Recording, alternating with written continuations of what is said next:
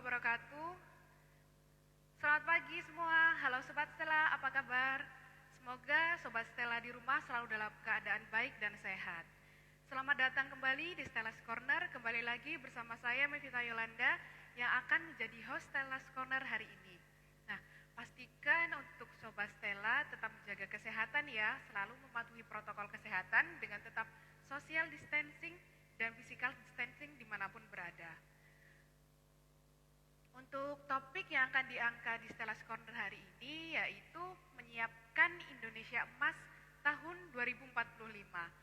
Nah, di sini Sobat Stella udah tahu belum sih apa itu Indonesia Emas? Siapa sih generasi emas gitu? Nah, yang maksud generasi emas adalah generasi yang saat ini berusia paling produktif, yaitu di usia kisaran 30 sampai 40 tahun. Nah, salah satunya yang termasuk dari generasi emas adalah siswa-siswi SMP yang tahun ini baru lulus, yaitu mereka yang melanjutkan ke sekolah menengah. Nah, karena nantinya di tahun 2045 mereka ini akan berusia kisaran 40 tahun. Nah, oleh karena itu, sebagai generasi sekarang, sebagai generasi milenial saat ini, yang nantinya akan menjadi generasi emas, harus mempersiapkan bekal untuk di masa mendatang agar menjadi generasi yang berkualitas. Apalagi di era saat ini, banyak sekali teknologi-teknologi yang tercipta. Banyak sekali teknologi-teknologi yang pastinya saat ini Sobat Stella pun sudah menikmatinya. Nah,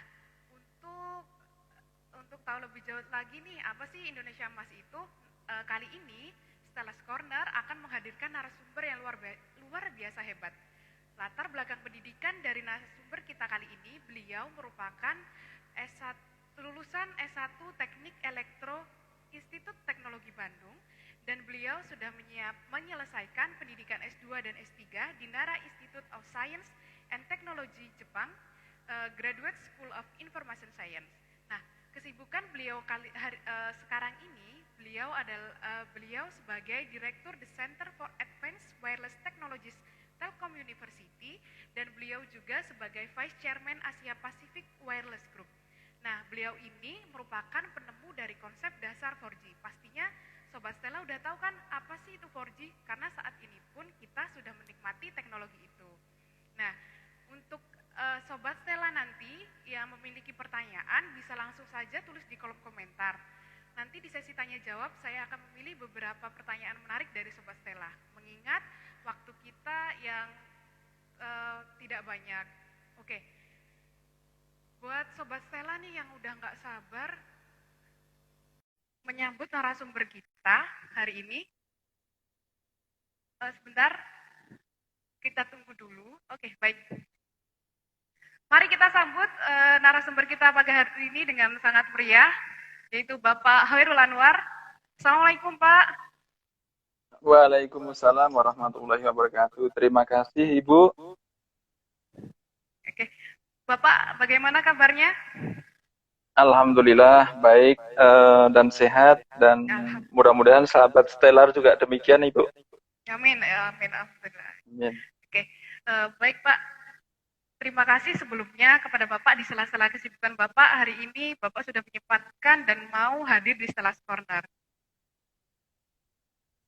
Ya, sama-sama Bu. Mudah-mudahan menjadi pertemuan yang barokah kita amin, ini. Amin, Allahumma amin. Amin. Oke, baik Pak. Perhatikan topik kita hari ini yaitu menyiapkan Indonesia Emas tahun 2045.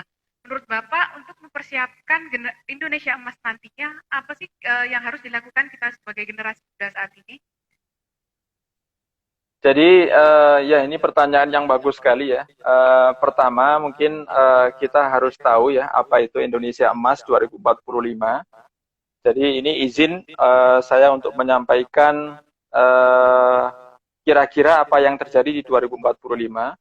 Jadi di saat itu bangsa kita itu memiliki jumlah penduduk yang produktif yang banyak sekali. Lebih banyak daripada penduduk yang tidak produktif, sehingga ekonomi saat itu akan menjadi ekonomi yang maju sekali dan powerful. Dan biasanya kalau sudah terlampaui, maka negara itu akan memiliki growth atau pertumbuhan yang negatif. Misalkan Jepang itu tahun 2009 itu tertinggi, sekarang udah mulai turun. Jadi karena mereka sudah melewati bonus demografi. Kalau kita nanti akan mencapai itu 2030-an sampai 2045. Nah, agar kita di saat puncak kejayaan Indonesia, ya kejayaan, mudah-mudahan kita juga jaya terus ya. Amin, amin. Agar kita di puncak kejayaan Indonesia itu kita bisa maksimal, maka kita perlu mempersiapkan beberapa hal. Saya mengasumsikan atau menganalogikan bahwa kita itu mirip naik gunung. Nah, kalau naik gunung maka fisik kita harus kuat, ya. Fisik kita harus kuat, kita harus membawa perbekalan yang lengkap. Ya, di dalam tas yang cukup kuat dan besar, misalnya katakanlah seperti itu. Tapi tidak boleh terlalu berat juga, nanti kita kelelahan di jalan. Nah, fisik kita itu ibarat dengan persiapan karakter kita. Nah, jadi karakter yang kira-kira diperlukan di 2045 adalah pekerja keras, kemudian akhlak yang baik, ya, kemudian mau bekerja sama, ya. Itu ya kira-kira yang terkait dengan fisik, atau fisik kalau kita naik gunung itu setara dengan akhlak kita, gitu ya. Nah, yang kedua adalah perbekalan isi tas kita itu apa, gitu. Nah, isi tas kita adalah beberapa keahlian yang kita miliki. Nah, jadi misalkan di era 2045, itu kalau saya, karena dari telekomunikasi, melihatnya di 2045 nanti kita sudah punya 7G. Ya, 2030 kita punya 6G, 2040 punya 7G. Nah, 7G itu saya memperkirakan bahwa ya mulai dari 6 sama 7G itu yang bikin orang-orang Indonesia. Ya. Dipersiapkan dari generasi yang sekarang gitu ya Pak ya?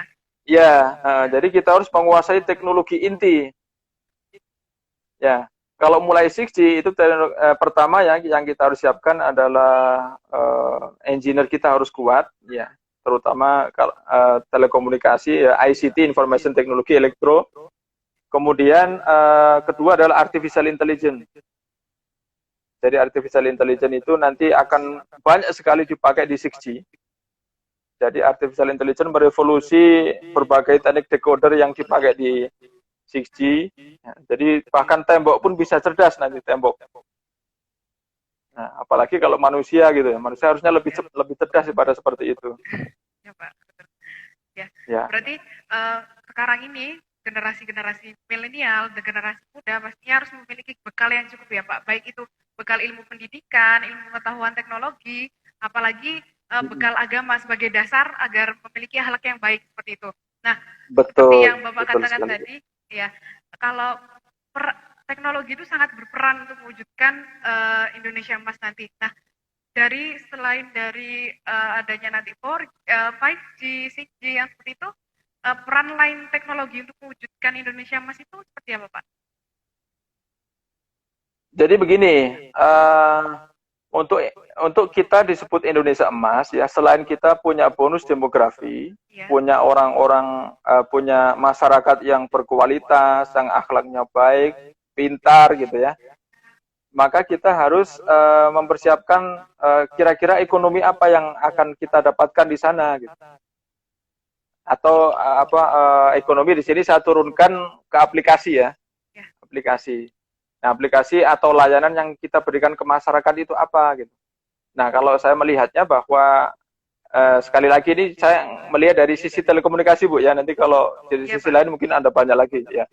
Nah, saya melihat bahwa dari telekomunikasi ya itu kita bagi menjadi ya kalau di elektro kita ada 7 ya. 7 lapisan. Cuman kita nggak harus hafal semua lapisannya, kalau anak-anak elektro tahu nanti. Nah, yang paling bawah itu layer fisik. Nah, yang paling atas itu yang aplikasi. Yang langsung dirasakan oleh masyarakat itu aplikasi tadi. Ya, layer ini bisa kita asumsikan pohon juga sih ya. Jadi ada akar, ada batang, ada buah. Nah, yang saya pikir mulai dimiliki oleh anak-anak kita itu adalah menguasai semuanya. Jadi ada akar, ada batang sama dengan buah. Cuman tidak harus semuanya dikuasai satu orang, tapi harus ada yang kuat gitu ya. Kalau di research center saya itu 80% kuat di bawah, 20% kuat di aplikasi. Kenapa? Karena agar kalau zaman berubah, ya nanti 2030, 2040 berubah, kita tuh menjadi strong.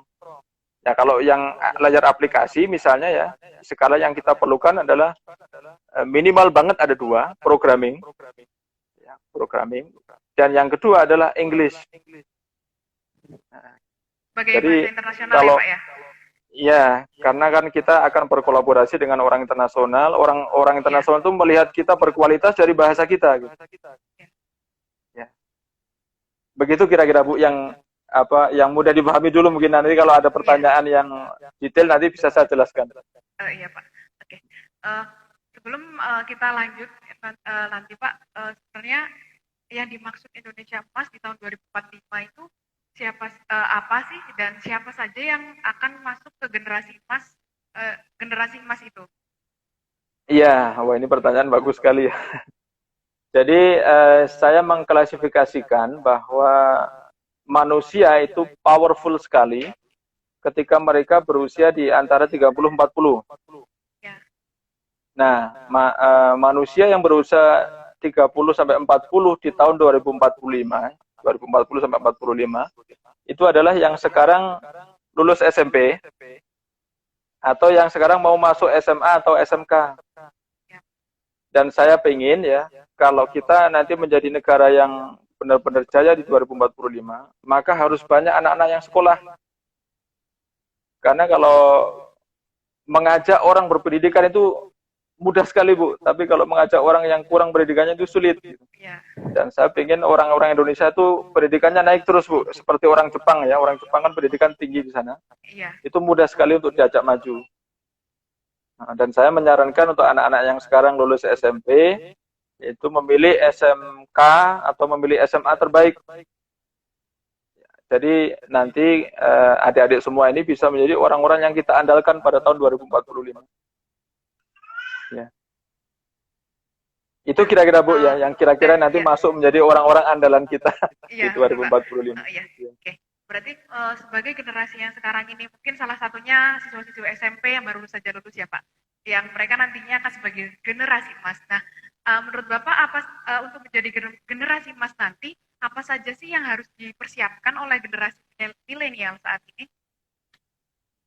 Ya ini ada 2 Bu ya. Yang pertama saya harapkan untuk anak-anak sendiri ya. Jadi anak sendiri tadi saya sempat singgung di awal bahwa saya ingin anak-anak yang sekarang lulus SMP itu nanti pas 2045 itu umur 40 tahun Bu. Ya insya Allah masih sehat semuanya mudah-mudahan di tahun 2045.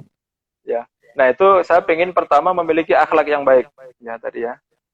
Terus kedua itu memang keren di bidang masing-masing. Jadi kalau misalkan di telekomunikasi ya ahli di elektro, terus kemudian bisa bikin yang ketiga bisa bikin produk sendiri. Ya, jadi orang itu akan menghitung dari jumlah produk kita, Bu. Jadi kita lah ilmu pengetahuan harus dikembangkan karena kalau tanpa dikembangkan maka menjadi mati. Ilmu pengetahuan itu mati kalau nggak dikembangkan. Dan kalau ilmu mati maka hidup ini ya tidak menarik. Karena kita tidak tahu filosofi, tidak tahu perkembangan itu kalau ilmu pengetahuan tidak dikembangkan. Tapi kita harus juga produk. Nah, saya ingin anak-anak yang sekarang lulus SMP SMA itu menjadi orang-orang yang ya siap menghasilkan teknologi di masa depan. Itu di sisi pertama ya. Sisi kedua dari sekolah, Bu. Sekolah dan guru. Nah, saya ingin para guru ini menjadi orang-orang yang benar-benar menjadi panutan. Jadi, negara ini bisa maju. Pertama ya, saya melihat pendidikan harus diperbaiki. Nah, pendidikan itu bisa diperbaiki jika guru-gurunya baik. Jadi saya ingin untuk di sisi kedua ini gurunya harus baik, sekolahnya harus baik. Nah, sekolah yang baik itu yang kurikulumnya itu sesuai dengan yang diperlukan oleh bangsa kita, bahkan diperlukan oleh internasional.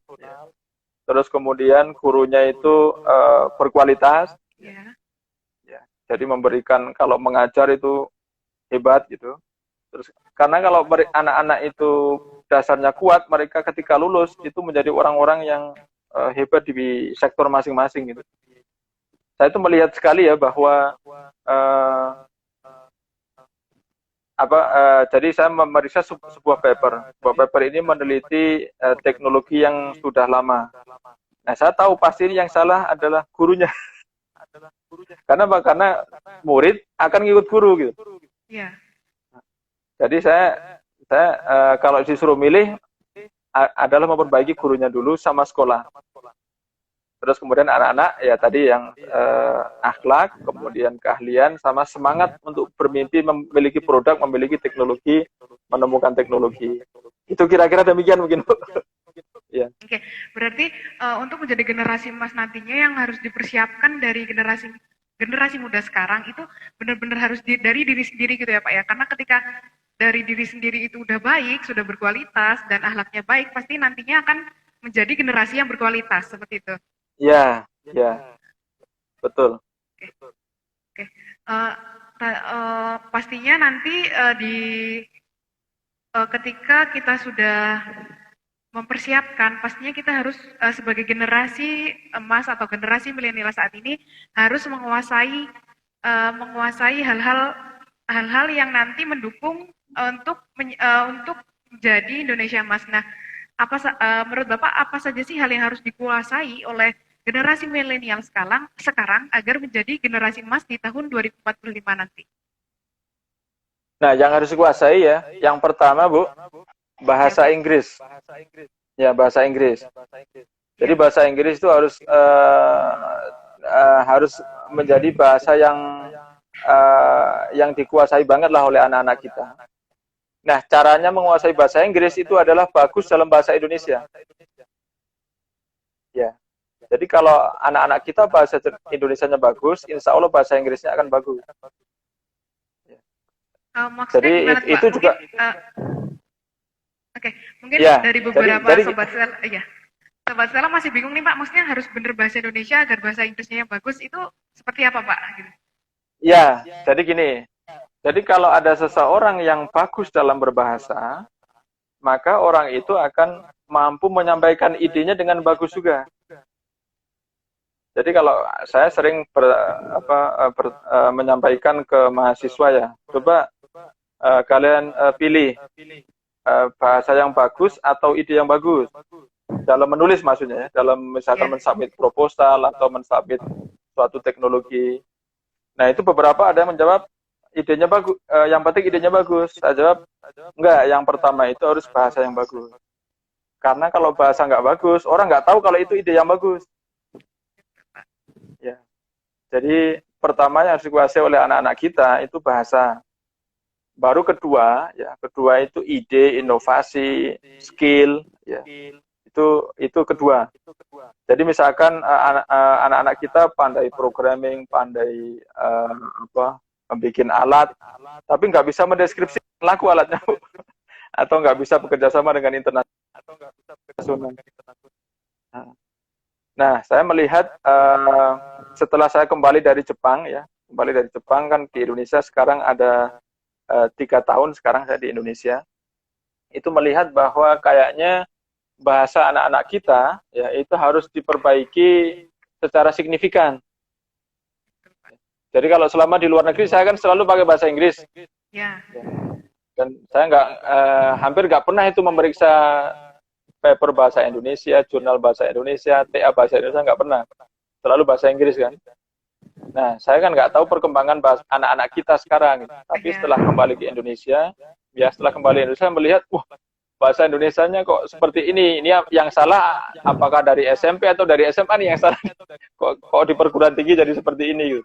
Nah, dari situ ya saya ingin request kepada para guru ya untuk memperbaiki bahasa Indonesia. Karena bahasa Indonesia yang bagus itu nanti basic bagi bahasa Inggris yang bagus. Ya, jadi itu yang pertama. Terus baru kemampuan programming, baru kemampuan matematika. Ya. Kalau matematika penting karena ya nanti di masa depan data kita banyak sekali, Bu.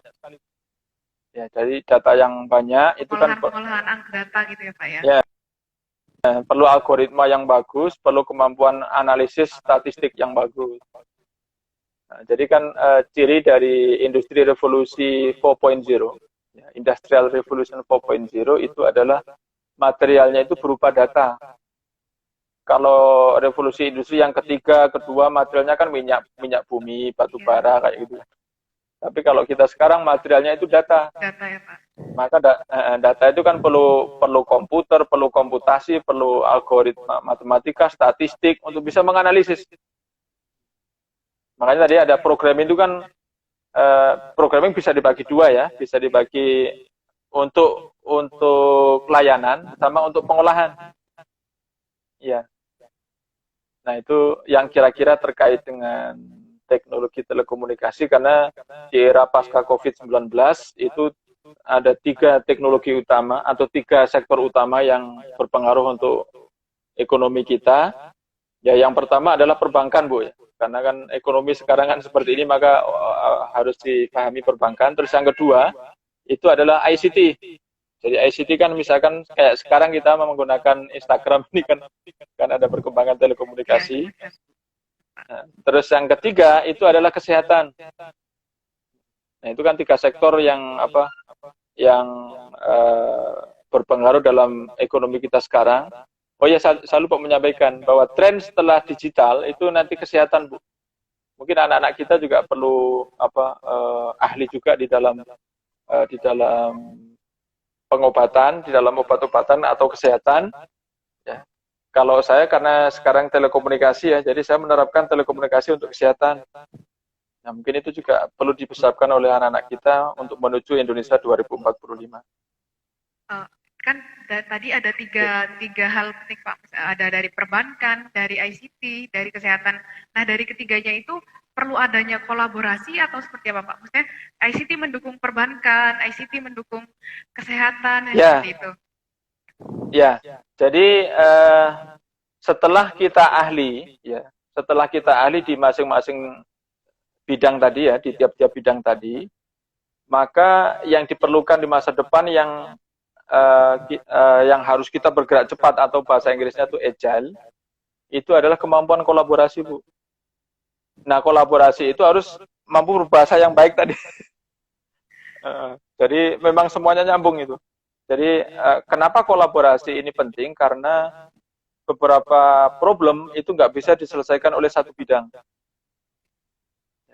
Jadi ada problem yang diselesaikan, baru selesai kalau beberapa bidang menjadi satu. Itu akan makin powerful. Makanya kemampuan bekerjasama itu harus dimiliki oleh anak-anak kita di masa depan.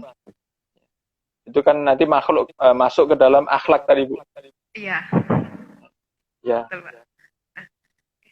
Nah, untuk pastinya dengan adanya 3 bidang tadi, generasi milenial, generasi muda sekarang itu harus bisa kerja sama tim, harus bisa berkolaborasi. Nah, untuk menjadi generasi emas nantinya, pastinya untuk mempelajari dan menguasai ilmu pengetahuan membutuhkan guru atau mentor yang tepat. Jadi bagaimana caranya generasi sekarang ini untuk mendapatkan guru atau mentor yang tepat gitu Pak? Maksudnya biar nanti sepertinya contoh bahasa sekarang ini kok masih berantakan atau masih kurang benar yang seperti itu. Nah, pastinya dibutuhkan guru dan mentor yang tepat. Nah, untuk generasi muda sekarang ini bagaimana sih Pak untuk mendapatkan guru atau mentor yang tepat? Ya, wah ini saya senang sekali ada pertanyaan ini. Jadi gini, tadi saya bilang bahwa kunci pendidikan itu ada di guru atau dosen atau profesor itu ya. Kalau mereka bagus, insya Allah anak-anak kita bagus. Nah, pertama sebelum kita cari di mana, kita bicara kriteria dulu.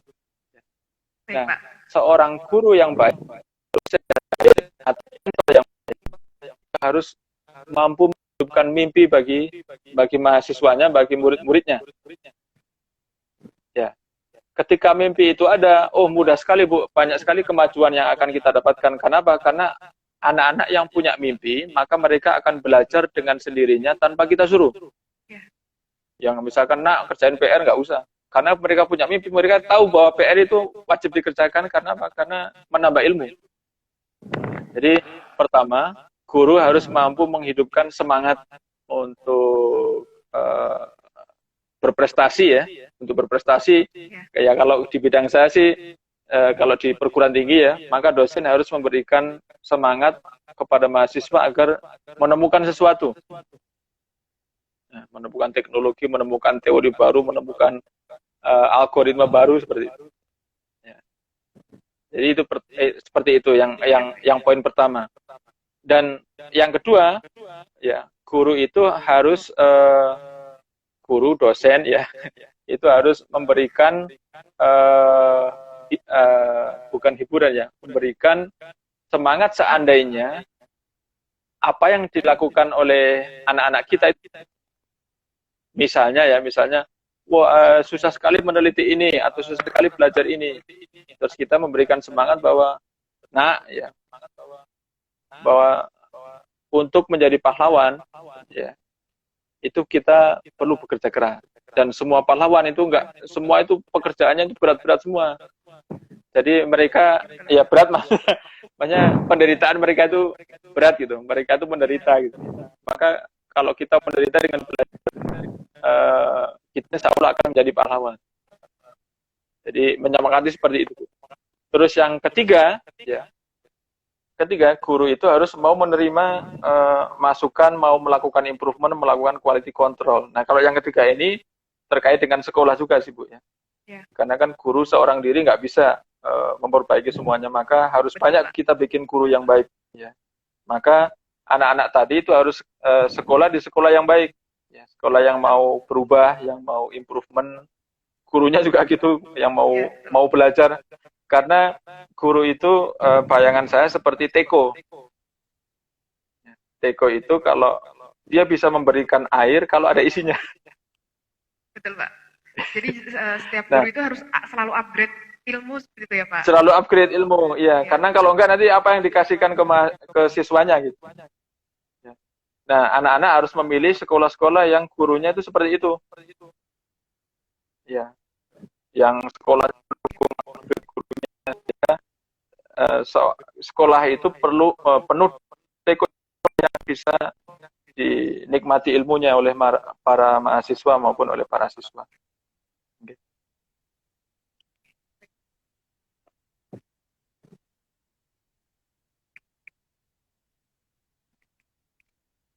Halo Bu? Iya Pak. Oke. Tadi sedikit ada sinyalnya kurang stabil. Oke, baik. Oh iya.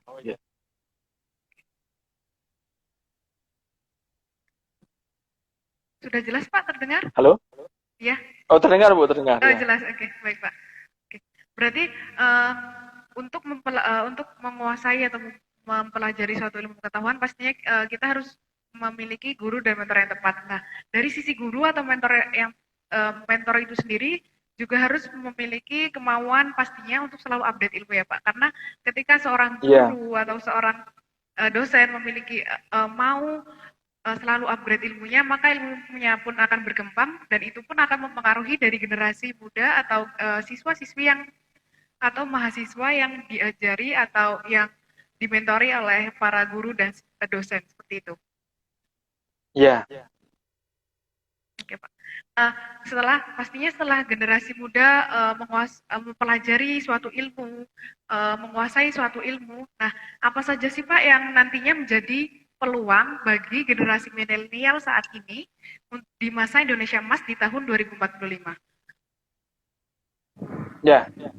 Ya kalau kita berbicara peluang ya, ini sebenarnya susah-susah gampang kalau berbicara peluang.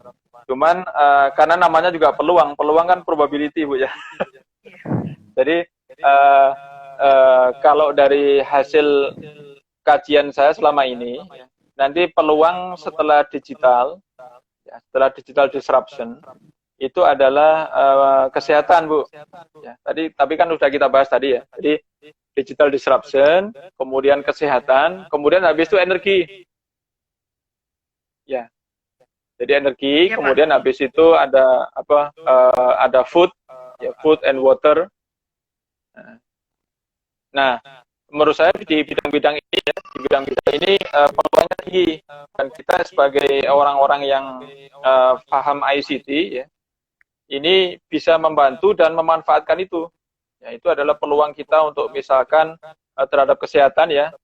Kalau di lab saya sudah mulai menerapkan telekomunikasi untuk medical treatment. Jadi yang bikin kapsul ya, kapsul ada transmitternya, ada baterainya, kemudian ditelan, ya, ditelan kemudian bisa motret dari badan kita, di pencernaan kita. Nah, itu kan perlu transmisi, perlu coding, perlu programming, perlu sinkronisasi, perlu macam-macam. Nah, itu kan beberapa peluang masa depan. Ya, jadi tadi kesehatan, terus kemudian obat-obatan. Jadi sekarang yang berkembang teknologi sekarang adalah molecular communication. Jadi teknologi telekomunikasi diterapkan ke obat-obatan sehingga bisa mengarah ke pengobatan secara efisien. Nah, jadi komunikasinya tingkat molekul. Jadi mungkin diperlukan untuk desain obat-obatannya, Bu. Jadi agar memudahkan reaksi atau hal-hal terkait dengan reaksi kimia dari obat tersebut. Ya, dan mungkin nanti itu harus bekerjasama dengan kedokteran atau peneliti dari kimia. Terus kemudian peluang-peluang berikutnya itu adalah kalau yang terkait dengan Indonesia ya, itu kita kan memiliki kekayaan alam yang luas ini ya. Ya. Laut yang bagus ya, itu kan selama ini tidak tereksplorasi. Ya. Nah, ini nanti bisa tereksplorasi dengan teknologi 6G. Ya, teknologi 6G itu bisa mengeksplorasi bawah laut. Terus kita punya pulau-pulau kosong kan sekarang. Ya. Ada ribuan kan pulau-pulau seperti itu. Nah, itu teknologi 6G itu bisa ada use case yang untuk zero energy communication.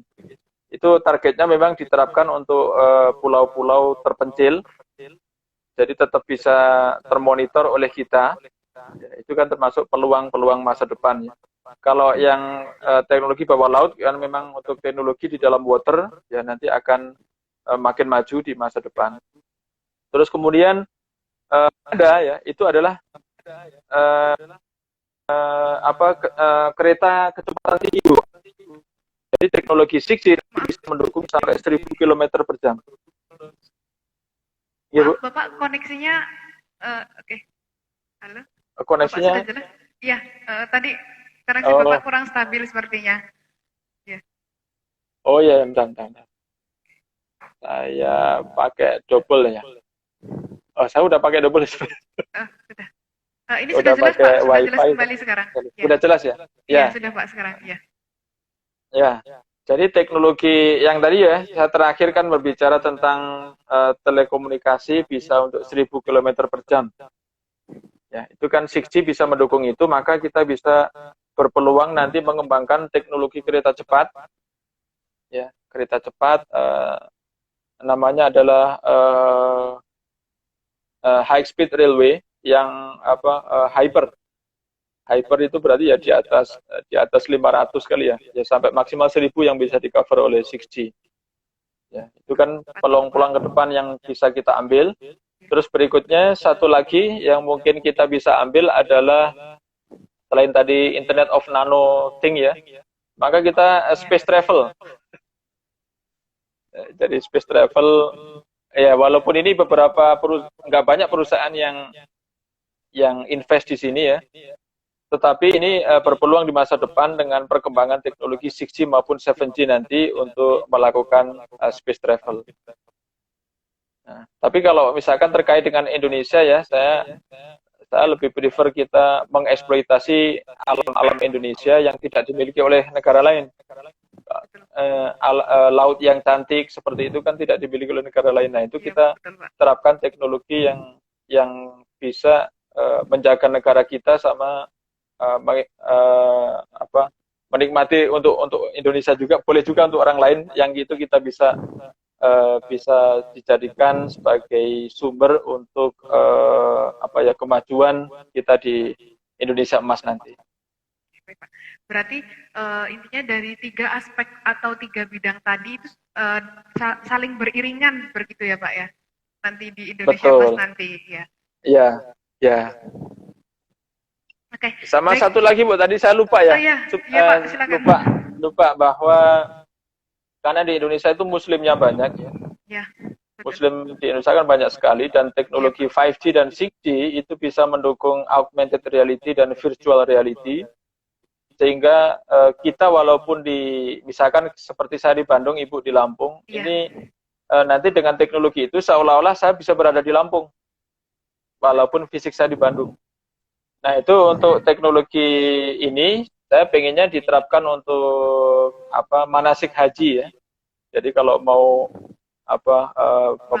peserta haji itu sebelum berangkat ke sana kan belajar dulu ya, manasik kan belajar di situ. Iya, Pak. Itu memakai teknologi ini sehingga kebayang nanti di Mekah seperti apa. Ya, jadi pakai teknologi itu seolah-olah ada di sana.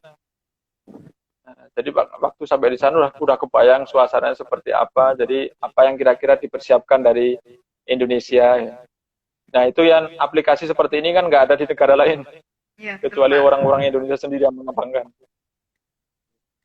Jadi ketika kita ingin mengunjungi suatu tempat atau memang kita ingin melakukan suatu kegiatan, kita bisa merasakan atau mengetahui suasana di sana terlebih dahulu seperti itu ya Pak ya?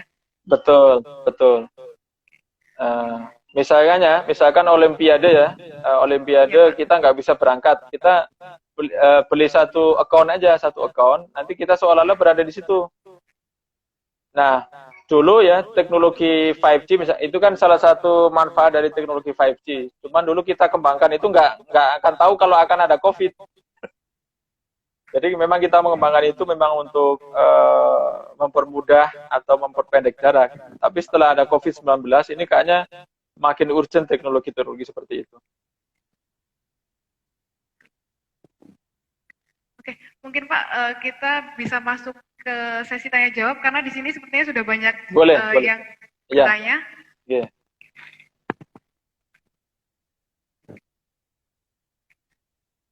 Ini pertanyaan pertama dari @azhar Mustafa 27.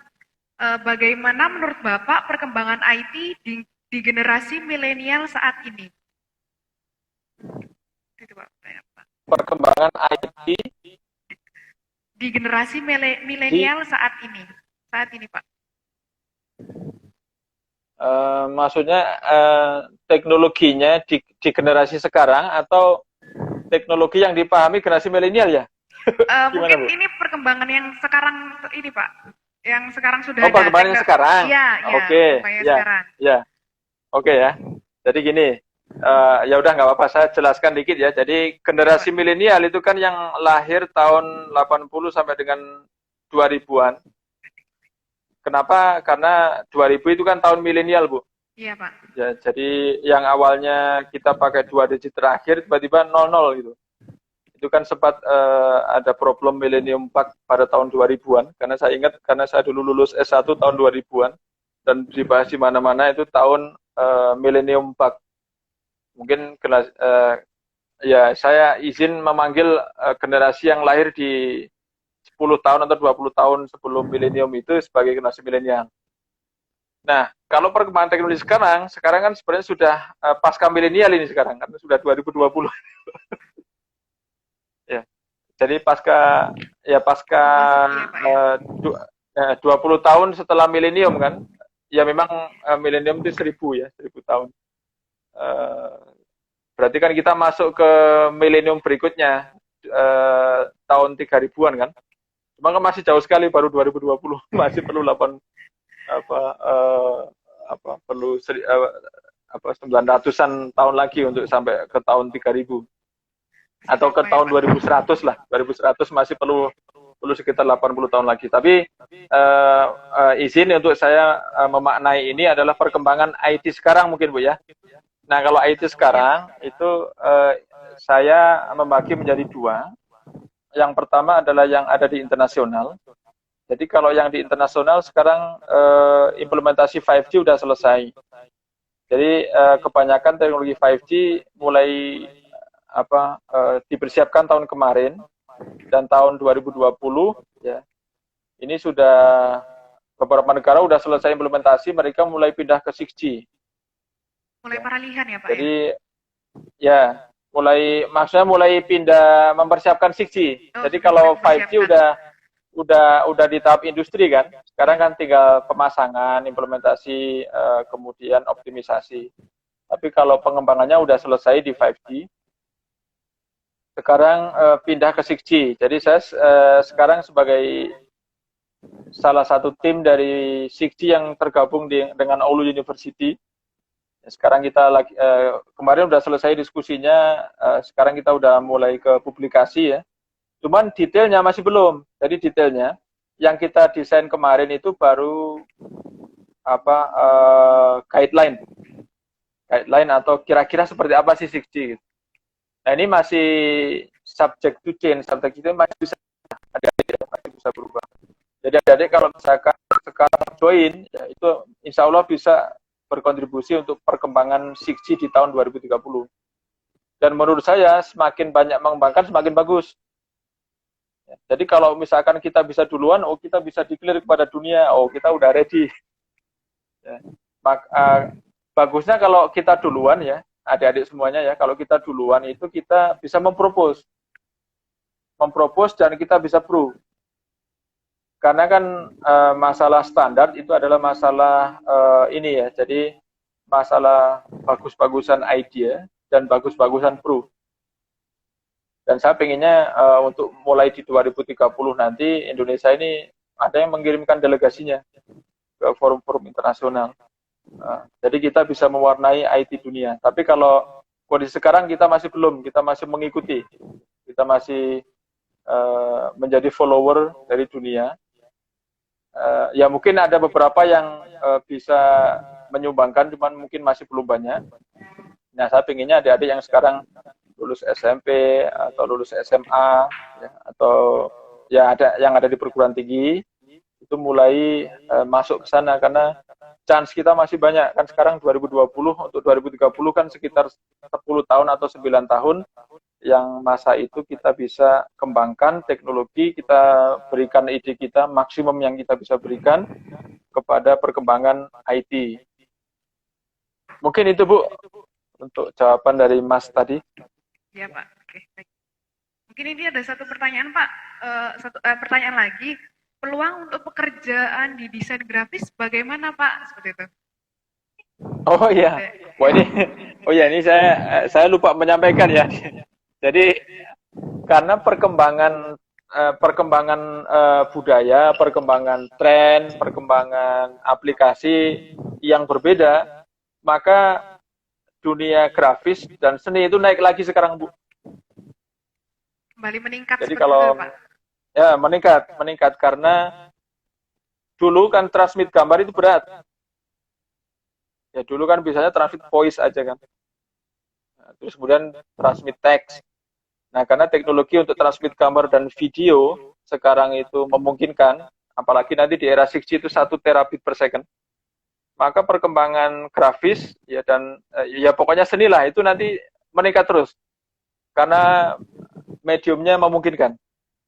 Jadi ini prospeknya juga akan tinggi di masa depan. Dan memang manusia kan sebenarnya suka akan keindahan, Bu. Ya, betul, Pak. Tuhan juga suka yang indah juga. Iya. Maka ya, nanti akan naik terus ini insya Allah. Karena mediumnya memenuhi. Baik, Pak. Mungkin itu pertanyaan dari Mbak Sin.RS sudah terjawab oleh Bapak. Nah, ini pertanyaan selanjutnya, Pak. Model pembelajarannya seperti apa yang dibutuhkan untuk menuju generasi emas? Oh ya, ya. Jadi ini pertanyaan yang bagus dan kalau nanti saya keliru mohon dikoreksi ya, ibu-ibu, bapak dan ibu dan atau adik-adik juga. Jadi saya melihat model pembelajaran masa depan ya itu pertama adalah kita bisa belajar dari siapa saja, ya, dari siapa saja. Tetapi karena ada informasi yang membludak, kan informasi ada kita sekarang kalau di IEEE itu nyebutnya adalah explosion atau ledakan informasi yang banyak, maka bisa jadi siswa atau mahasiswa itu bingung karena saking banyaknya informasi. Maka dalam suasana seperti itu, sekali lagi itu penting. Ya, guru itu penting karena guru itu bisa memilihkan informasi mana yang bagus atau informasi mana yang layak untuk dipakai atau dipelajari, karena nggak mungkin semuanya dibaca atau nggak mungkin semuanya dipelajari. Jadi sekali lagi, in principle kita bisa belajar dari mana saja, tetapi guru tetap diperlukan. Ya. Itu yang pertama. Terus yang kedua, pembelajarannya tidak harus offline. Ya, tidak harus offline, bisa online. Cuman, menurut prediksi saya, offline tetap perlu ada. Karena kan ketika kita offline, maka hampir 100% informasi tersampaikan daripada yang 100% online. Ya, jadi saya memprediksikan di masa depan, walaupun online itu akan makin banyak, tetapi harus tetap ada yang offline. Ya, jadi offline-nya berapa persen, online-nya berapa persen, seperti itu. Terus yang ketiga ya adik-adik, kita jadi kalau yang zaman dulu kan satu orang ahli di situ aja, misalkan elektronika, ya kita ahli misalkan seperti saya telekomunikasi. Maka kalau kita ahli satu bidang, ya, itu wajib, ya ahli satu bidang itu wajib, tetapi tolong dikembangkan. Nah, kembangkannya itu tidak harus detail juga, karena kalau detail semuanya nanti kita malah nggak detail. Jadi kita kuasai satu, lalu tambah yang lain-lain itu untuk pendukung. Jadi intinya sih jangan hanya satu bidang saja. Jangan hanya satu bidang, tapi satu bidang itu harus dalam. Jangan banyak bidang nggak dalam semua juga jangan. Ada satu bidang saja dalam sekali, terus yang lain enggak juga jangan. Jadi satu bidang yang ahli ditambah dengan bidang pendukung. Nah, jadi kenapa seperti itu? Karena problem masa depan makin kompleks, ya, tidak bisa diselesaikan oleh satu bidang. Nah, kalau kita mengetahui beberapa bidang, walaupun tidak dalam, maka itu ketika ada problem, kita tuh bisa melihat, oh misalkan problem ini bisa diselesaikan dari bidang ini. Nanti kita bisa kontak teman kita yang memang ahli di bidang itu. Itu apa kira-kira tren pembelajaran di masa depan mungkin Bu ya. Jadi antara online dan offline itu tetap beriringan seperti itu ya Pak? Ya, ya. Pak, mungkin terus satu lagi Bu, satu lagi, satu lagi saya tuh lupa bahwa yang saya khawatirkan, jadi untuk adik-adik yang sekolah ya, mau SMP, SMA atau SMK dan university, itu saya minta adik-adik kalau belajar itu jangan hanya berorientasi lulus. Ya lulus penting ya, lulus itu penting. Cuman lulus itu sebaiknya sebagai hadiah. Ya, jadi kalau misalnya orientasi kita ya mimpi kita adalah menemukan suatu teknik atau suatu algoritma dalam teknologi, kejar terus. Insya Allah nanti lulus itu otomatis. Ya, lulus itu otomatis, prestasi itu otomatis. Nah, negara ini ya, saya melihat di Jepang juga mulai ada mahasiswa itu hanya sekedar pengen lulus. Makanya saya menemukan beberapa dosen Jepang juga marah. Misalkan, wah anak ini hanya pengen lulus aja. Nah, kalau anak-anak yang pengen seperti itu, negara kita bisa down, ya, bisa turun.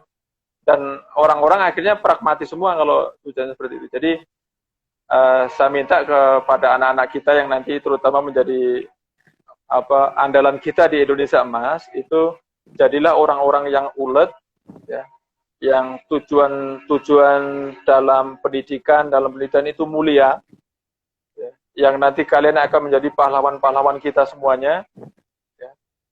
Maka kelulusan, prestasi semuanya itu akan datang otomatis. Nah, itu Bu yang saya tadi sempat lupa dan keingetan ketika Ibu membahas poin terakhir. Monggo Bu, kembali. Baik Pak. Mungkin ini tinggal satu pertanyaan lagi Pak, mengingat waktu kita yang sudah mepet. Pertanyaan terakhir dari Fazilah Rizky. Pak, izin bertanya, sekarang banyak sekali hambatan yang dihadapi milenial zaman sekarang. Salah satunya adalah hambatan persaingan era globalisasi. Bagaimana Pak mengikuti arus globalisasi dengan baik? Wah, iya ini. Ya ini pertanyaan bagus dan berat ini Bu ya. Jadi globalisasi ya, kita maknai dulu filosofi dari global. Nah, global itu artinya adalah mendunia ya. Jadi arus globalisasi berarti tidak ada lagi pembatas. Nah, jadi saya ingin ya anak-anak kita itu paham prinsip kata dalam tempurung. Saya lupa bahasa Jepangnya ini. Jadi di Jepang juga ada istilah ini, ya, istilah kata dalam tempurung. Jadi jangan sampai kita menganggap kita cukup hebat di negara kita saja, jangan. Jadi kalau misalkan menulis, itu langsung imajinasi kita adalah nanti bagaimana kalau tulisan saya dibaca oleh orang internasional. Ya. Kalau menggambar, kita kalau dilihat oleh internasional. Jadi jangan hanya orientasi kepada kita di Indonesia, yang penting berlaku di Indonesia bagaimana, jangan. Kalau kita berpikir seperti itu, maka kita seperti kata dalam tempurung. Kita merasa hebat ya di dalam tempurung itu aja. Jadi kita harus orientasi kita itu terbuka, saingan kita itu banyak. Maka dengan berpikir seperti itu, kita akan menjadi orang-orang yang kuat. Yang ya tadi ya didukung oleh bahasa Inggris yang bagus, kita menjadi orang yang percaya diri. Jadi kalau ketemu sama foreigner, ya ketemu sama bule, kita nggak deg-degan. Kalau kita punya guru yang baik, pemahaman ilmu kita itu baik, ketemu orang asing, santai. Kenapa? Oh, we are same. Kita sama aja. Kita belajar juga sama. Maka nggak ada minder-minder itu lagi, sehingga apa? Kita bisa berprestasi menyaingi orang-orang internasional yang lainnya. Gitu. Bahwa kita itu sama, bahkan kalau dari pengalaman saya di luar negeri, Bu, orang Indonesia itu paling bagus dalam berbahasa seharusnya. Karena lidah kita itu enak sekali kan, kita itu bisa menirukan berbagai bahasa dengan baik gitu ya. Itu harus kita eksplorasi, harus kita manfaatkan sebenarnya. Ditambah dengan kemampuan kecerdasan kita kan, itu nanti seharusnya kita bisa menguasai dunia. Amin, amin, amin. Ya. Okay. Amin, amin. Baik Pak. Karena sesi pertanyaan udah selesai, karena mengingat waktu kita yang sudah mepet Pak, sebelum kita tutup setelah Corner hari ini, mungkin ada sedikit pesan, kesan, atau closing statement dari Bapak. Ya, baik, terima kasih Ibu dan adik-adik semuanya, para guru di SMK Telkom Lampung ya, terima kasih semuanya. Yang pertama adalah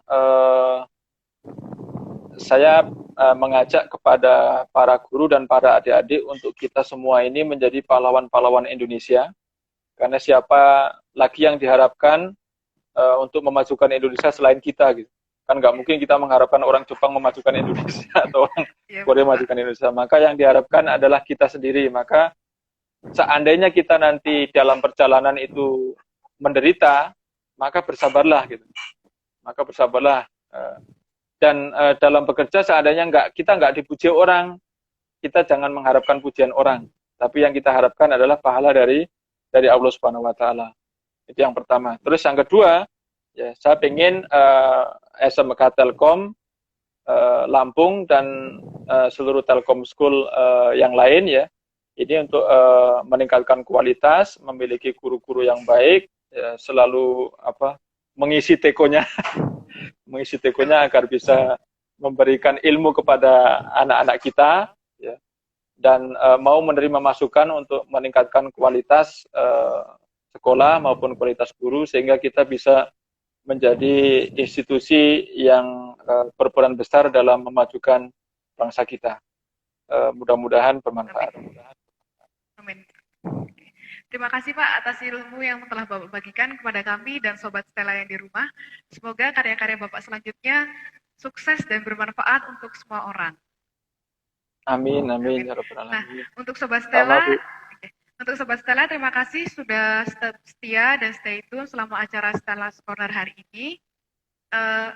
Saya akhiri Pak. Terima kasih. Ya, sama-sama. Semoga Bapak sukses dan Assalamualaikum sehat selalu. Waalaikumsalam. Amin, amin, amin, ya Rabbal Alamin. Saya Mevita Yolanda, sampai jumpa di Stella Corner selanjutnya. Wassalamualaikum warahmatullahi wabarakatuh.